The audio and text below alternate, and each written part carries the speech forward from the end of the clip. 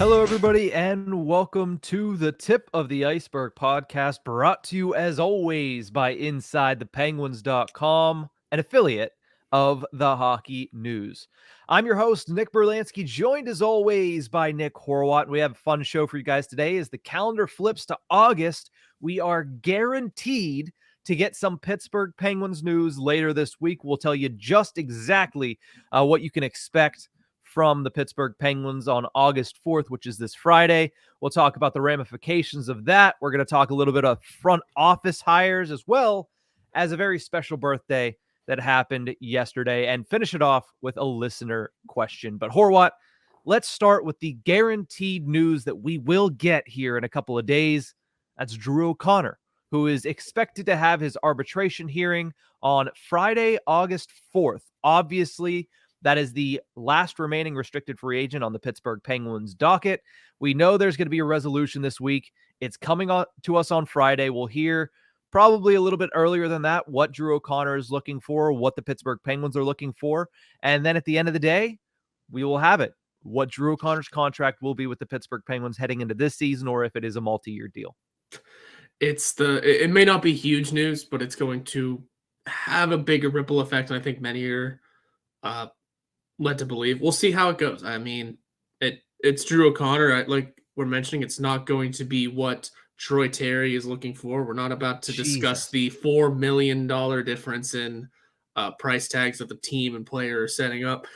This might be the least. There might be the least gap between team and player when it comes to this contract negotiation, and if an arbiter needs to come in and set a final number. But the fact that it's happening at all is going to be huge for the Penguins in terms of what it could mean for the rest of the lineup and for the rest of the money situation that we're in. We're still, I believe it's $2 million over at the moment, or maybe $3 million, something weird like that.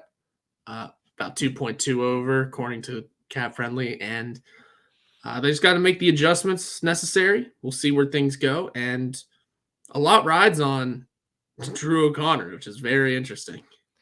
Yeah, I talked about it last week on Penguins to Go. Drew O'Connor is pivotal for the Penguins offseason because of a couple reasons we're going to mention here in a couple minutes, but also I think he's a pivotal player for the Pittsburgh Penguins next season. Obviously, there's a chance he's included in a trade that obviously we've been waiting for over a month at this point, but we won't get into that today just simply because of fatigue of talking about it.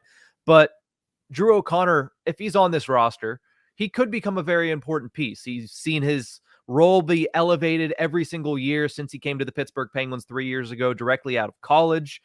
And this is his first chance, really, to become that make the team out of camp, everyday NHL player, try to play the full 82 for the first time in his career. Yeah, and you know what? He's got a great chance at it. It's a stuffed lineup. It's a stuffed bottom six, especially. There's going to be plenty of battles for roles that guys like Alex Nylander, Andreas Johnsson, and if I'm the last names escape, maybe Vinny Hinostroza can get in there. There's gonna be battles for roles all over the place, and Drew O'Connor's right at the heart of it. I think he might come in with a leg up, a little extra advantage because he's been here and because he's proven what he can do before, and he spent most of last season in the NHL and not coasting around the A like those two names I just mentioned did. Mm-hmm. So it'll be important for him to have a good camp, have a good start to the season. I think he'll make the opening day roster pretty cleanly, pretty easily. Yeah. It's a matter of sustaining a level of usability at the NHL level to stay in this lineup. And I mean, I don't know if an arbiter can, or if arbitration, you can get two-way deals worked out. I mean, that won't make it too much of a difference. It'll just be his salary. Of course it will be. So who knows how that all goes? It's something. It is definitely some sort of news that we are for sure getting. It has been on the count. And even if they come to a deal beforehand, which is still possible, we'll have the time to talk about that. It's small things, but could have a much bigger impact on this season than really we're expecting. Yeah, when it gets to the month of August, you'll take any type of news that you can get. And the fact that obviously Drew O'Connor news, that'll be, it's not the news that's front page for everybody. It's not must click for everybody. But it could turn into something, as you mentioned. And let's get to that right now. That's the Mikael Granlund of it all. DOC's arbitration hearing will trigger a 48-hour buyout window for the Pittsburgh Penguins. Clearly, they can buy out anybody or almost anybody on the team. They can't buy out Jeff Carter. They're not going to buy out Jeff Carter. It's a stupid idea. Let's not even get into it. Just as a reminder for everybody. But Mikael Granlund is the most likely and probably the only candidate at this point to get bought out if the Penguins get that second window later this week. So the question then becomes, Horwat, we'll get into it deeper, but yes or no question, will Mikael Granlund be a Pittsburgh Penguin by this time next week? I just don't think so. I don't know what it is that sits with me that it's just I don't believe so anymore. It's hard to really put into words just because that money that we're paying him right now is egregious, right? It's high. It's $5 million per year for this year and next year still. And he didn't perform at that level. And either he has either someone is foreseeing a ridiculous bounce back, or you save. I need to pull the numbers up because I just can't remember them right now. A little over $4 million this year, a little over $3 million next year. And then obviously, because the contract would have fallen off, you really don't save all that much money. It costs you about, I think, $733,000 a year the following 2 seasons. That's not bad. You take that on, like, that's just what you take that. That's phenomenal savings, especially this year where the cap didn't go up. Next season where it's supposed to go up, okay, well, it stays about the same. Maybe even you get a little extra. So it's hard to walk away from a deal like that. Whenever I say a deal like that, I mean the amount of savings you're getting. It's hard to say no to it. So everyone understands Kyle Dubas says it's his last resort, but if you consider what all he still has on the table, it might be a last resort worth taking, because he needs that he needs to save as many dimes as possible when it comes to maybe attempting to land Erik Karlsson in this. Yeah, I'm trying to figure out here what it would end up being, but it can't really look that up really quickly. But I would say listen, I've been back and forth on this for the second buyout window. I think we all remember the first buyout window. I just didn't see it happening. I felt like it was too soon for Kyle Dubas to be like, yeah, we're just going to cut that and I'm going to have to deal with that forever. I thought Kyle Dubas, in his mind, thought that he could be able to trade a player like Mikael Granlund. And I still think that he's thinking that. But in this second buyout window, I think part of it is, okay, now that you've seen where the market is at for Mikael Granlund, and nobody has bitten on Granlund in 2 months now since Kyle Dubas was able to take over for the Pittsburgh Penguins. I thought, okay, maybe this is the time where he says, you know what, I just need that space. I just need it. At the end of the day, though, I feel like the answer is yes. Mikael Granlund is on the Pittsburgh Penguins at this time next week. I mean, I've gone back and forth, but I think the principle still stands that both Dubas and historically, the Pittsburgh Penguins do not like buyouts. I mean, Jack Johnson is the only one. He is the only one, and he was abysmal for multiple seasons before the Pittsburgh Penguins bought him out. Now, don't get me wrong, Mikael Granlund had really no redeeming qualities last season in his 21-game sample size. But that's just it. It's a 21-game sample size, and the lay of the land is much different in the NHL now than it has been in the past. Now, if I'm the Pittsburgh Penguins, do I want to pay $5 million for Mikael Granlund this next season and the following season after that? No, I don't want that. Because if he comes back and performs the same way he did when he came over to Pittsburgh, that's just a horrible, horrible contract to have on your books. But I wouldn't be shocked if Kyle Dubas says, you know what? I still think I can trade him.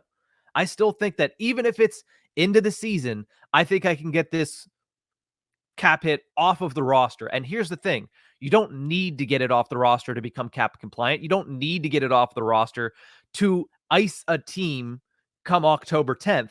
So if it all depends on where the Karlsson thing is at, but regardless, if DOC obviously gets his arbitration case finished and Kyle Dubas has any inkling of imagination that he thinks that he's going to be able to perform this trade, I think he's going to hold on to it and try to trade Granlund either later in the summer or once the season begins.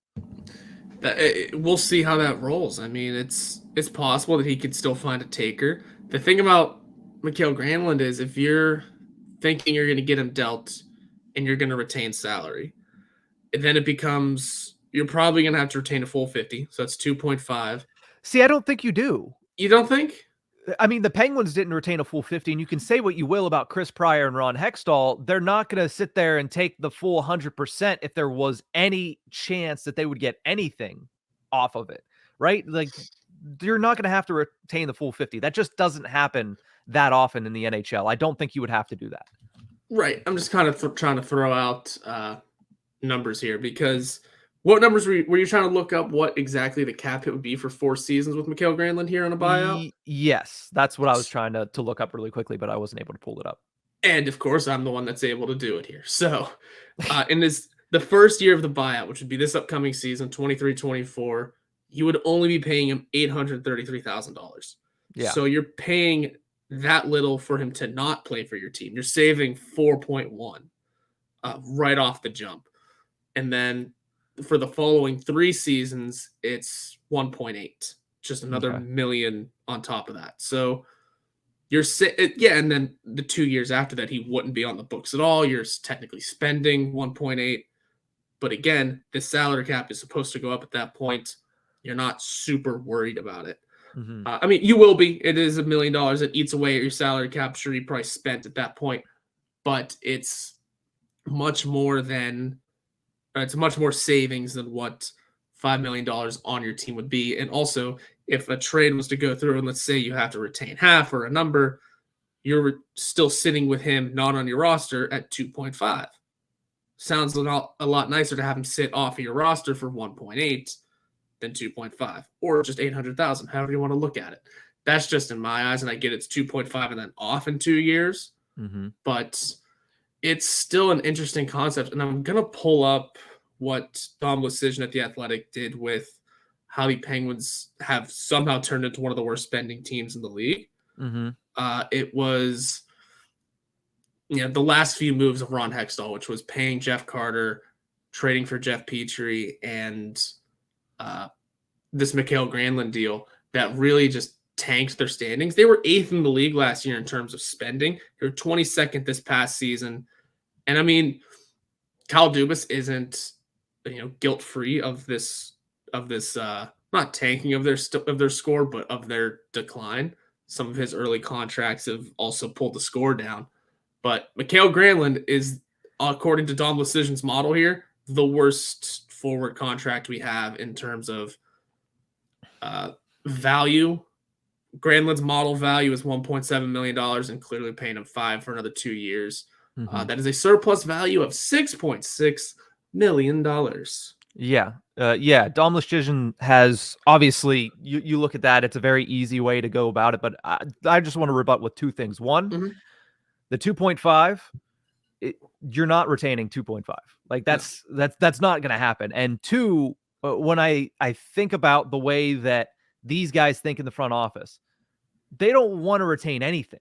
Right. They don't want to retain anything. And if you're Kyle Dubas, who, yes, it would be nice to have $4 million free and you just say, okay, we're buying out the contract. I get $4 million right now. They're not this short-sighted.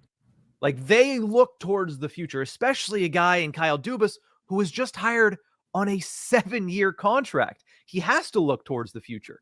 So that's why I feel like he's not going to buy him out. And I feel like he's going to say, you know what? I can find a deal. And it is easier for guys like Mikael Granlund to find a deal once the season begins and a little bit later into the season, once other teams already know, okay, hey, listen, we're not going anywhere this year. We have the cap space still.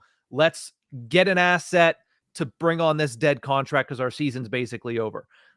And at that instance, you're saying, okay, is Mikael Granlund an AHL player? No, he's still an NHL player. Yeah. Is he an overpaid NHL player? 100%. Is he going to be as bad as he was at the end of the last season?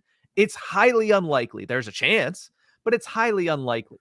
Do I want to see Mikael Granlund play for the Penguins next year? No, I'd prefer they get rid of him. But I just don't see it happening. It's the same argument I made earlier in the summer. I just don't see it happening. And if it does happen, then Cool, great. They have $4 million in cap space, and Mikael Granlund's off the books and out of the way. But if they don't, I'm not going to be surprised at all. Yeah, I wouldn't be surprised either way. I was kind of coming at this with the sense that no other teams in the league would be willing to take him, which I don't know if that is the right or wrong way to look at it, but it is kind of the popular way to look at it for Penguins fans. It's assuming no one else wants him because we saw what he did, 20 games with just a garbage time goal under his belt. Mm-hmm. It's the way most people, it's the easy way out too. It is the easiest. Boom, buy him out. We're done. Don't even have to worry about trying to make a deal. We got that much in savings because you don't want to get fleeced on a deal per se. You don't want to lose an asset to get rid of a player like that. You want to maybe just hold on to your assets, pay the money out, and go from there. And there's it's all different kinds of ways to look at it. Like I said, I just kind of jumped at it from the angle of no other team in the league wants to take him on. I mean, has every team reached the cap floor? Because except Anaheim, but they have their obviously arbitration cases coming. They're going to hit the cap floor when they pay Troy Terry $8 million. So, well, he's not getting that, but yeah, or when they pay Trevor Zegras $8 million, they'll hit it. But yeah, that was kind of also the thinking of it. Last month, whenever this discussion was being had, is, well, which teams haven't hit the cap floor yet? They can take on a $5 million contract with that sort of skill level. And who knows, maybe they find a resurgence piece. But I think from a Penguins fan's perspective, the buyout always just seemed easier. You don't lose what could have been a possible asset, even if it was a draft pick or deep prospect, who knows? You don't lose anyone in that. You kind of just pay what doesn't seem like a ton of money for him to not play for your team. Yeah, we'll have to wait and see, obviously, because, I mean, the league shifts very, very quickly, especially once the season begins.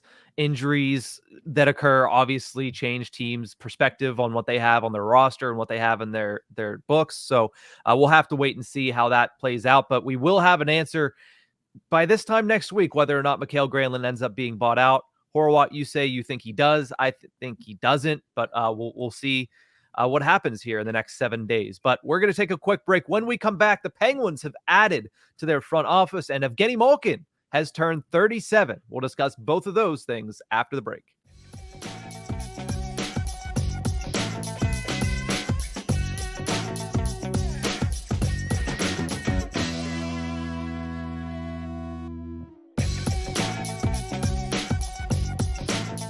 Welcome back to the Tip of the Ice-Burgh podcast, brought to you as always by InsideThePenguins.com. Horwat, Kyle Dubas came in and he said, I want to build a robust hockey operations department. Obviously, the head of that hockey operations department underneath Kyle Dubas would be a general manager. We haven't heard anything that it pertains to that, but we did get some news over the weekend that Amanda Kessel was promoted to be special assistant to the president of hockey operations and general manager of the Pittsburgh Penguins. She's entering her second official season with the Pittsburgh Penguins, but really, since her brother was here, she's kind of been around the Penguins organization for the past several years. But she officially joined the Penguins last season as an executive fellow, getting the lay of the land in about every aspect of the hockey organization. But now she takes over the exact same role that Jason Spezza had last season for the Toronto Maple Leafs. It seems as if she's on an upward trajectory, and it's a good thing for the Penguins, and it's a good thing, obviously, for Amanda Kessel.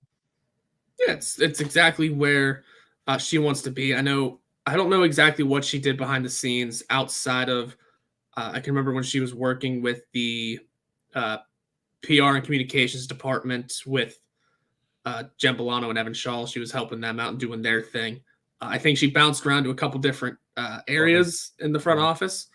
And it seems like management is the highway she wanted to take. And this is going to be a good little role. It's fun that, again, Kyle Dubas is out here building his front office the way he wants it to be. He brought in Jason Spezza, brought in a couple other names, and promoted Amanda Kessel, yet still no general manager, and that's perfectly fine. I know he said he pushed it off to July. Welcome to August, and Still no updates. Perfectly fine, though. I think he's running the team and he's building the team in his image. He will get to that. He's been a little busy, clearly. But yeah, it's a good promotion for Amanda Kessel, good promotion for the team, and huge for, women in this field as well, because that's still a very underrepresented thing in all sports. Yeah, when it comes to Amanda Kessel, it seems like this is a stepping stone towards becoming assistant general manager and hopefully one day becoming a general manager in the National Hockey League, because we see what Jason Spezza did in one season as special assistant to the general manager. He was with Kyle Dubas, basically attached at the hip with Kyle Dubas last season. You can expect Amanda Kessel to be the same way with both Dubas, whoever's the general manager. I'm sure she'll be in the same room when decisions are made. I'm sure she'll be working right alongside with Jason Spezza. So the Pittsburgh Penguins are really fortifying their front office, and it's a new look front office. It's a lot of fresh ideas, a lot of fresh perspectives, and I think that's a great thing for an organization that is going to need a lot of new ideas whenever the end of the Crosby and Malkin era comes. Oh, is it ever? It's going to need plenty of new ideas, especially when it comes to building what they want to still be a winning team. Every team always still wants to win. There's going to be some bad years in there, though, and you're going to need a good group of front office staff to carry you through it. Yeah, and like I mentioned, the different perspectives is vastly important. You have Jason Spezza, who comes from the world of junior hockey and that type of upbringing. And then you have Amanda Kessel, who comes from the world of, college hockey and coming through that way to becoming a successful Olympian and world champion with the United States women's team. So it's really good for the Pittsburgh Penguins to continue to fortify their front office. And I've enjoyed seeing the way that Dubas has built that out in now 2 months, because he took over at the beginning of June. You mentioned the general manager thing. I'm not all that worried about it, and I'm not surprised we're not going to hear anything about that until this next week, because you have the Drew O'Connor situation we talked about. You have the Mikael Granlund decision that is pending, and he's not going to make a hire before then. You probably hear about that, if it happens at all, in late August. Yeah, he's got the Erik Karlsson thing still possibly up in the air. Yeah. We know he said he would push it off to July. I think we all knew that he wasn't going to. Unless it was obvious he needed someone, but it's clearly obvious he doesn't need anyone. Like I said, he's been making his signings, he's made his trade, he's gotten his feet wet, that's for sure. He's built out the bottom six, added Riley Smith via trade, and then has added names that could help out the AHL team. Yeah, he's done he's done some pretty good work for himself so far. Yeah, obviously we'll have to wait and see how it all plays out on the ice, but off the ice, the perspective of the Pittsburgh Penguins is that they took a step forward. Now, did they take as many steps forward as some would have liked? Probably not. But they did take a step forward, and that's something that Kyle Dubas is able to hang his hat on. When it comes to the general manager thing, again, just to close this out before we talk a little bit about Evgeni Malkin and his birthday yesterday. With the general manager thing, Kyle Dubas might go the entire season, but he might hire the guy in the next couple of days. We don't know. They might be conducting these interviews very, very secretively, very quietly. We know a lot of the insiders that usually post about this stuff are off at their cottages or their beach houses or wherever they're at. So probably not as plugged in, especially once the calendar turns to August. Like I mentioned, a lot of hockey minds decide to shut it down a little bit before training camp starts in September. But it'll be interesting to see if and when Kyle Dubas does start to circle around that general manager position once again. But I don't think he would have mentioned that he's going to look for that later in the summer unless he had intentions to do so. Yeah, we'll see. Anything can happen. Also, general managers lie, so... Yeah, but I don't think that he would have been like, that's something we'll worry about in July. To me, that states that he has something in his mind. Now, it might not be a plan, but he has an idea in his mind of probably some candidates that he would like to talk to about the position. Yeah, I mean, at the time that he said that, I think we were all still on the train of, well, Brandon Pridham could come over pretty easily, couldn't he? And it seems like, I mean, I don't know exactly what's going on in Toronto. Brandon Shanahan's building that team, but Brandon Pridham's probably still just going to remain in Toronto for a season with who did I just say? I just said his name. Shanahan and the other guy. Living. So we'll see how all that goes. I mean, that's still a possible candidate for Kyle Dubas if he wants to start looking for GMs during this month. Other names, though, I mean, it's been so long since we've worried about it that names have just completely escaped the mind. And who knows? He's just got a lot in the air right now. He's busy. Maybe he'll get to it come September. Yeah, I would assume too much to worry about. I would assume Eric Tulski's probably not interested, but also you never know. Like when you look at the way that Dubas is kind of started to build his front office, it seems like he's hoping for a very collaborative effort. And, you know, even though Tulski might have wanted the big job, might have wanted the president of hockey ops job, he might be willing to come over and be like a 1A, 1B situation with Kyle Dubas. Because, you know, even when Dubas hires a general manager, he is going to 100% keep his fingerprints on everything that's happening when it comes to the personnel of the team. So it'll be fun and interesting to watch. Greeley's another name that I think would pop up once again. I think Matthew Darche is another name that Kyle Dubas might look at once again. So, I mean, we'll have to wait and see. Obviously, that's something that we can worry about whenever the time comes. But let's talk a little bit about Evgeni Malkin. He turned 37 years old yesterday, celebrated with a rock star caption with the 3 Stanley Cup trophies and a 7. Obviously, they're not the Stanley Cup trophies because why would Apple care about hockey? But the 3 trophies and a 7, not to mention he had the Sid Trucker hat on. You got to love it. Evgeni Malkin turns 37. Yeah, it's not an age that many get to in this league, too. Let's put it that way. It's he's still going to kick around at the age of 37. It's a little frightening to see that age on your roster. I think we all are aware of that. But there is some peace of mind knowing that it's Evgeni Malkin. There's still some good that can come from it. You know, at the age of 36, he just played his first full 82-game season since he was 22. We're getting another year of a healthy Evgeni Malkin. We will see how things go from there, but I don't know where the expectations are going to lie exactly because, you know, like we said, 37 isn't an easy age to see on your roster. But there is peace of mind knowing he's a future Hall of Famer. He's got a lot left, it seems. We'll see where it goes. I mean, is it going to be another point per game type season? Well, that's what we're going to talk about. Good. Yeah, you mentioned that you're not sure where expectations should be. Well, I hope you find out in a minute because we're going to be doing season over-under predictions for Evgeni Malkin. But, you know, when thinking about Evgeni Malkin's career to this point, so many great memories from 17 seasons. But with that, we do want to just look at number 18 because we have reminisced a lot about Evgeni Malkin. I'm sure we'll do it again during the season. But at this point in time, the most important thing for the Pittsburgh Penguins is winning that next Stanley Cup. So I think we should follow suit here, talk a little bit about season 18 for Evgeni Malkin, and do some over-unders. Let's start with goals. Horwat, will Evgeni Malkin score over or under 30 goals next season? I know we discussed it a little bit when talking about trying to hit that milestone. I think it was last week or the week before that. But do you think Evgeni Malkin scores 30 goals this season? 30 is such a high number, and I don't remember what I said when we discussed that before. He only needs 29. Maybe he hits 29 exactly. I don't know if he hits 30. I'm going to go under 30 just because this season seems to be a little different. He hasn't scored 30 since he put up 42 in 17-18. It's been a while. He had 27 last year. And sure, maybe there was a few more he could have had here or there because it was such a down season for so many people on the Penguins that while it didn't include him as having a down season, it was just some of the struggles of guys around him. I mean, that power play didn't click at times. Imagine if he was able to put up another 3 power play goals somewhere.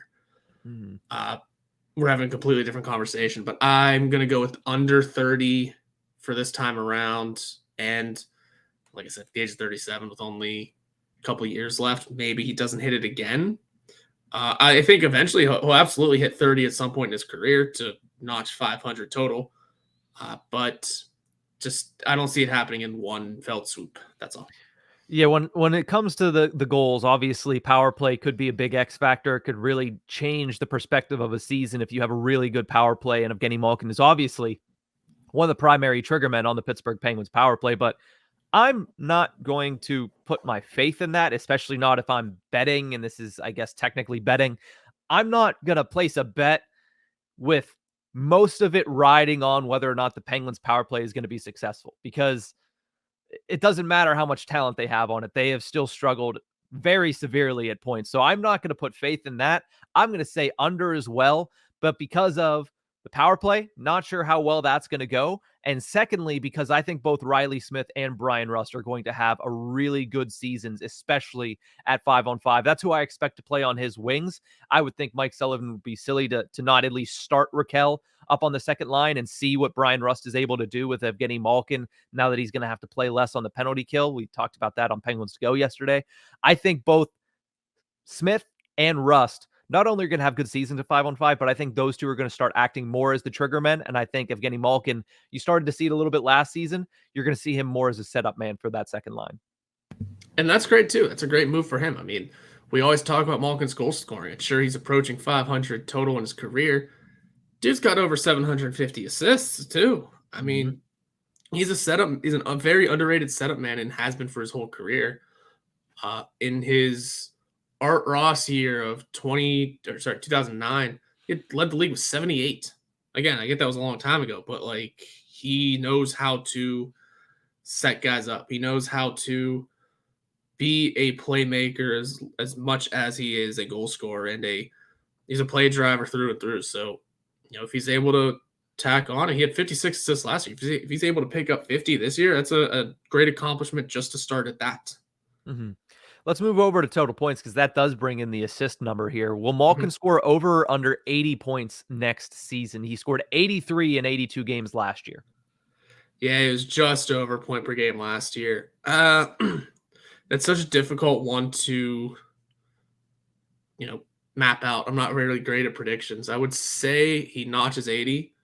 Like you said, you think his wingmen are going to have some good seasons. They're going to have some bounce back season in Brian Rust's terms, and a good continuation for Riley Smith. I could see 80 points. I could.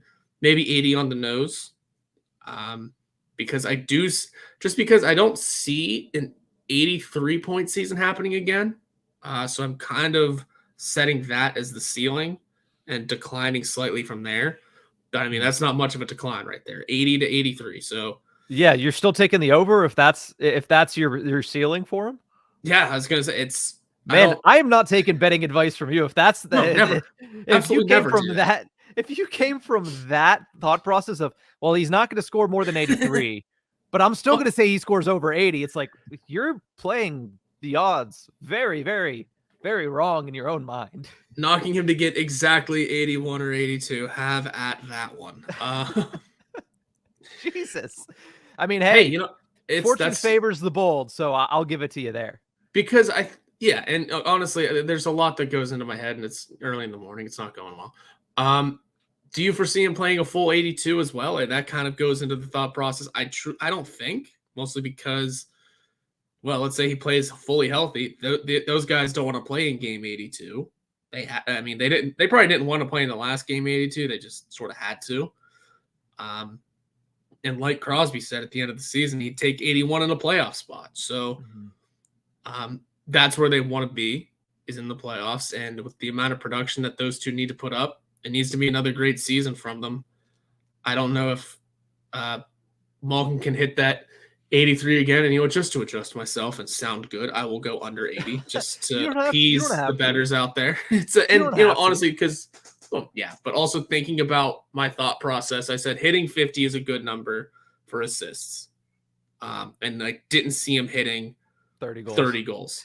Now the math's starting to add up. I'm going to have to go under just to make sense for everybody out there. You were really trying to hedge that bet right down the middle. You're really just trying to play the middle. Hey, listen, if it hits, you win a fortune. But if it misses, it could miss very badly when you bet that way. But I'm going to say over.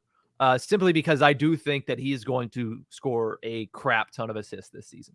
I betting on him to stay healthy is not obviously the fun thing, but that's the same thing you bet with every NHL player, every professional athlete. So I'm going to take it for face value that, hey, there's 82 games in the season. He's entering it healthy. Knock on wood, he stays that way. But he scored 83 and 82 last season. Rust struggled for long periods of time on his wing.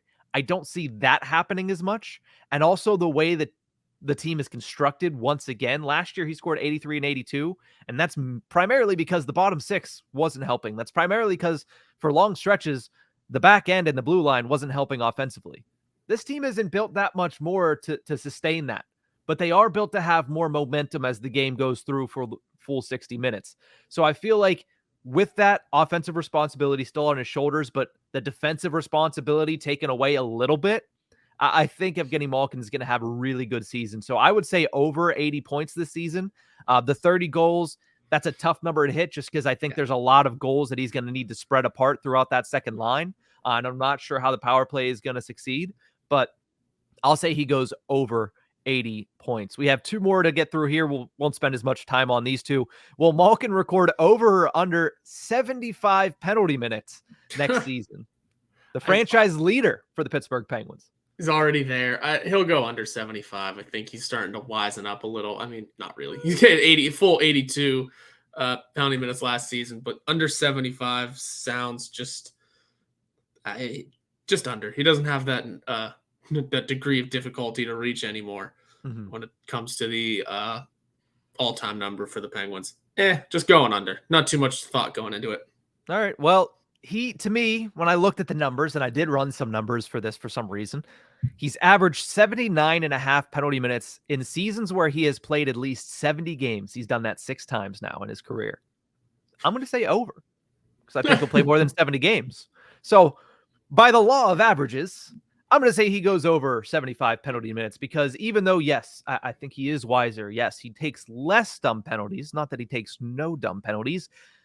He's still probably, you could pencil him in for 1 or 2 explosions that are going to have him 10-minute misconduct here, maybe one other 10-minute misconduct there. It's really fun looking at these numbers because it really does average out to about a 2-minute minor every other game going through just the past few seasons. An easy 1-for-1, 82 games played, 82 penalty minutes last season. Just crazy. Averaging that minute per game is hilarious. And then the season before, 41 games, about 24 penalty minutes. He knows how to really keep on a pace. Yeah. Oh, yeah. He certainly makes sure that he gets his fair share of penalty minutes throughout the season. But regardless, let's talk about the last stat here. Evgeni Malkin has averaged 4.7 game-winning goals per season in his career. Will he have over or under 5 in the 2023-24 season, Horwat? Ooh, over or under 5. That's, just given the way the game-winning goals has been spread out across the lineup for this team the past few years, I'm going to go under. It just feels like a ton of guys are getting those clutch time goals that, Sid had 9 last year, Malkin 3, Gensel 6, Sucker had 5 last year. It's the kind of stat that gets spread out through this lineup. And for some reason, this lineup specifically, previous season before that, even Gensel had 7, Crosby again had 9. What a monster. Malkin had 5 and 41. So who knows? It's something that gets spread out, but I'm going to have to just hit the under and just kind of assume that once again, this is the kind of stat that gets spread out through Crosby, through Gensel. Raquel might get a few more in there. And who knows what Riley Smith brings to this team. And also if Erik Karlsson's here, hey-o.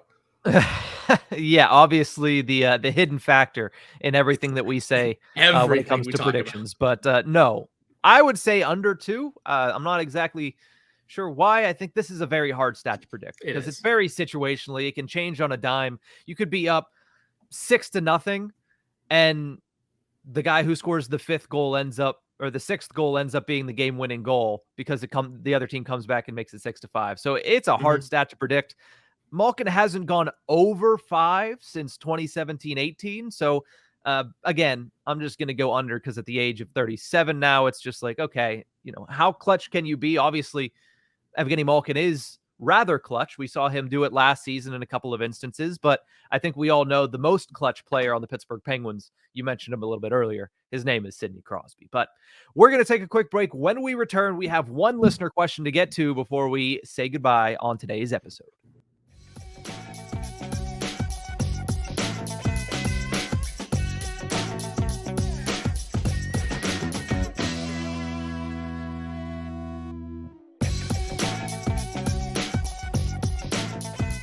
Welcome back to the Tip of the Ice-Burgh podcast, brought to you as always by InsideThePenguins.com. Just a quick programming note if in case you missed it last week.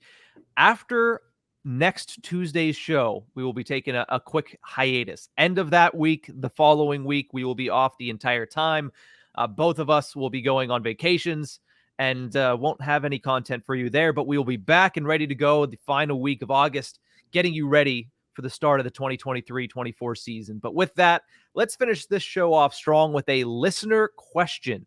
This one comes to us from longtime listener of the show, Wesley Reed, on Twitter. He says, now that Ron Hextall is gone, what does Mike Sullivan do with Jeff Carter in this lineup? Horwat, where's Jeff Carter fit?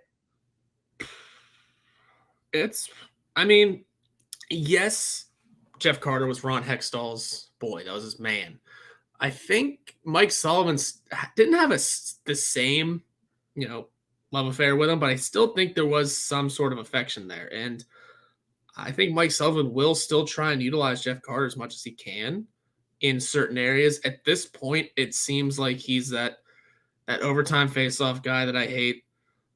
But does he still get utilized at center is going to be the big question, because he's great at faceoffs, but then what? You need to strap him with a second center almost positionally because of the decline in the defensive zone stuff. And sure, he can take faceoffs, but what else can he bring? It's not much anymore. You want to move him to the wing, but you don't know if Sullivan's going to do that because of those faceoff stats. Damn it. You want to say that he is just a winger on this team anymore, fourth line left wing, whichever wing he plays, I forget. Right. Right wing. But again, I said this a little bit ago, there's a log jam of forwards on this team all of a sudden. We talked about the log jam on defense for the last couple seasons. This year, there's going to be battles for NHL positions in the forward core, and it's all centered around the bottom six. Sure, Jeff Carter's part of that battle, but there's not much you can do with him other than put him in the lineup or scratch him. And like I said, I don't think they scratch him. And I don't think they scratch him. That's exactly it. So he's going to ride that fourth line somewhere. I just don't know where. I don't think it's the fourth line either. I really don't. I do think that he ends up playing third line right wing to start the season. At least out of the gates, because Dubas did arm Sullivan with other center options, right? He brought in Lars Eller. He called him important. I don't remember the exact phrasing they used, but he basically said he was one of the keys, or he said it was really, really key to get Lars Eller. There it was. It took me a while to find it. And then Lars Eller pretty much said he's ready to play third line center. Yeah, practically said, they brought me in to play third line center. Nola Chari came in very, very easily. You can tell that that's the fourth line center for the Pittsburgh Penguins. And I think when you look at Jeff Carter and the struggles he had last year, it wasn't the faceoff dot, but it was the rest of playing the center ice position. It was trying to lead that line. It was trying to be defensively responsible in the way that he needed to be. Whereas if you move him to wing and you take some of that responsibility away, probably helps him out a little bit more as well. Also helps him out that he was healthy all of last season, right? So while yes, he is 38 years old. Yes, he does not, the legs, you could tell the legs fell off last season. He's entering the year fully healthy. You take away a lot of that responsibility by bumping him to the wing. And I also don't think the Penguins acquired anybody really that automatically bumps him down from the third line. Like, who does that? Who automatically bumps him down from the third line to at least the fourth line? Is it Nylander? Like, I liked Nylander, and clearly he showed something to Mike Sullivan, and Sullivan liked what he saw there as well, because he put him up on the second line for a couple of shifts, a couple of games. But is Nylander in the position, especially if he doesn't have a great camp, to come in and bump Jeff Carter from the third line down to the fourth line?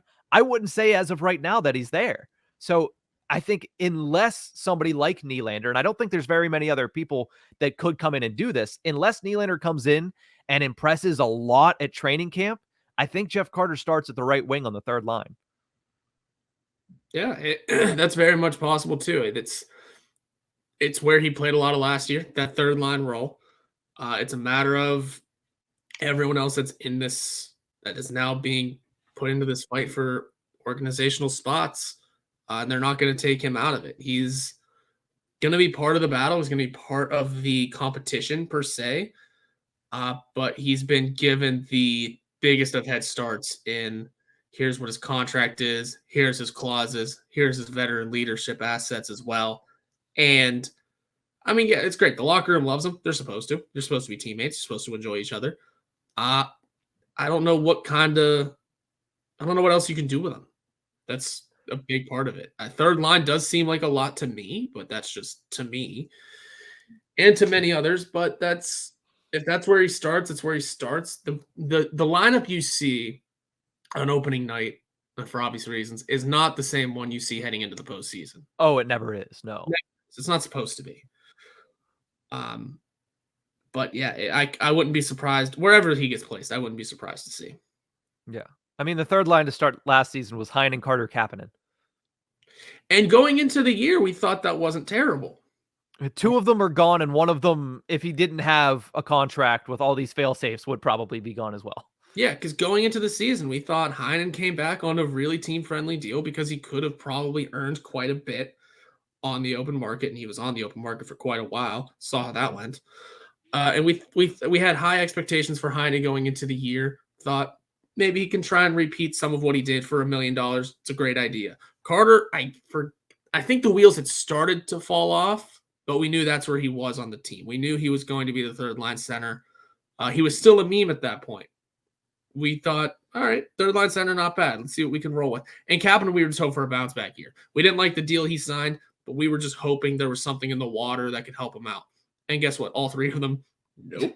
And like you said, two of them are gone. One of them is still here and fading quickly. Ron Hextall said Kapanen's in a relationship that I think is really getting him in the right mindset.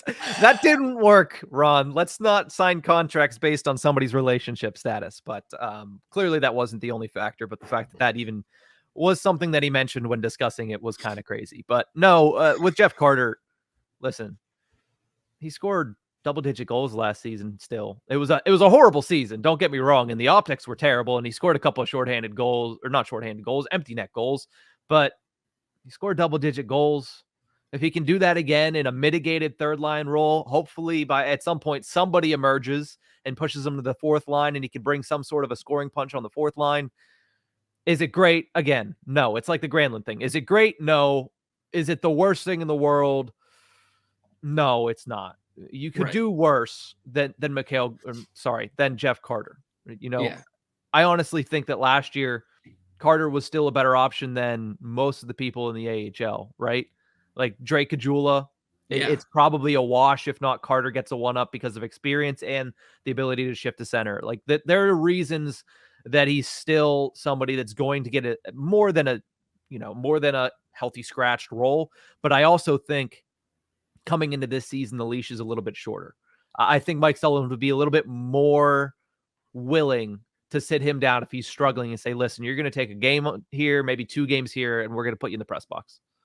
Yeah. I mean, one thing that also really helped Carter along with his numbers last season was he had a pretty good start to the season. True. Right? First couple games, it was like the first 4, he had 2 goals for 4 total points. Through the first 20, he had 11 points, 3 of them goals. Now, that's not, for a third line guy, it's not terrible, especially to start the season. Maybe you find some footing. But that was it. That was kind of just the trend for the rest of the season. It was all downhill from there. And some of these games, man, it's long streaks of no points. Yes. It's quite ugly. I mean, but he had a good start to the season, and that's what helped his numbers along because you mentioned 10-plus goals. Yeah, the optics were empty netters, this, that, the other. But he also started with 2 in the first 4 games. So a little bit of a handicap there. Yeah, obviously, Jeff Carter is still a negative asset when it comes to contract-wise. You don't want to pay, 3.75, 2.75? I think it's 3.7 or something like that, million, 3.25 million. Pull up the magic number. Oh, where does he go? There it goes. Something around there. I don't know why. 3.125. 3.125. That's why. It's because one of those freaking 3 after the decimal point contracts that I hate. No, 3.125. Thank you for that. Yep. Still a negative asset when it comes to the contract, but it is the final year of his contract, and then maybe he can get promoted into Amanda Kessel's role once she gets promoted to assistant GM next season. Just looking ahead. But that's going to do it for this episode of the Tip of the Iceberg. Thank you guys so much for tuning in. We'll see you next time.